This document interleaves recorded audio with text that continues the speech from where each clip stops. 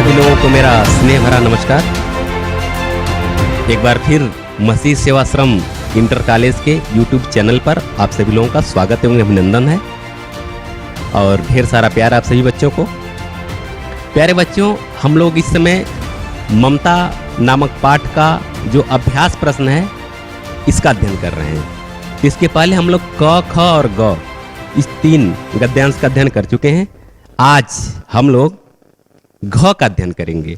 तो घ का जो गद्यांश है, गद्यांश मैं नहीं पढ़ रहा हूं, बस केवल रेखांकित अंश जो है इसी को मैं पढ़ूंगा।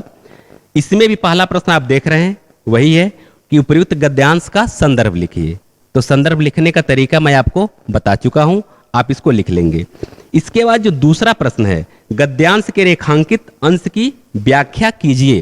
तो रेखांकित अंश है, मुगल ने चंद्रमा के मंद प्रकाश में वह महिमामय मुखमंडल देखा, उसने मन ही मन नमस्कार किया।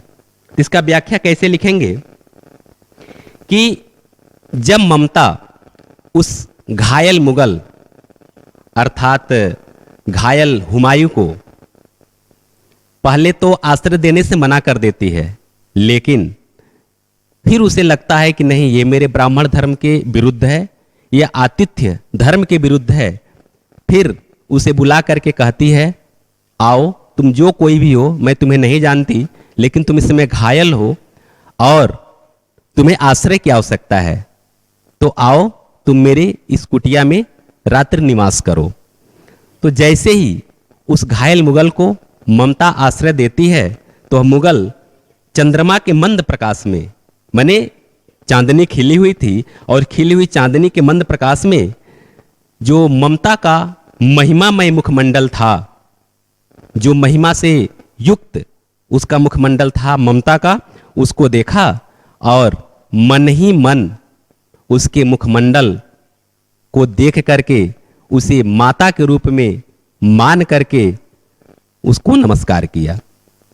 इस तरह से ये आपका दूसरा प्रश्न का व्याख्या होगा।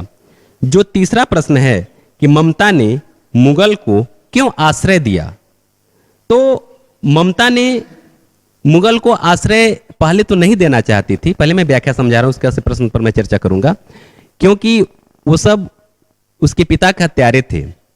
लेकिन फिर जब उसको कर्तव्य का और अपने धर्म का बोध होता है कि दरवाजे पर आए हुए किसी भी घायल को लौटाना नहीं चाहिए, तब वो जो है कि उसको आश्रय देती है। तो इसका उत्तर इसी में छिपा हुआ है।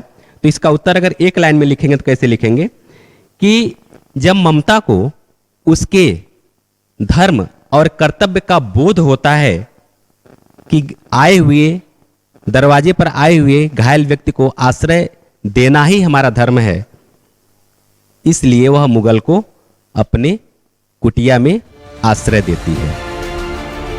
तो इस तरह से आपका इस गद्यांश का जो 3 प्रश्न हुआ, इसका व्याख्या पढ़ा गया। अब इसके बाद हम लोग अगले गद्यांश की व्याख्या कल पढ़ेंगे। तब तक के लिए आपसे हम विदा लेते हैं। बहुत बहुत धन्यवाद।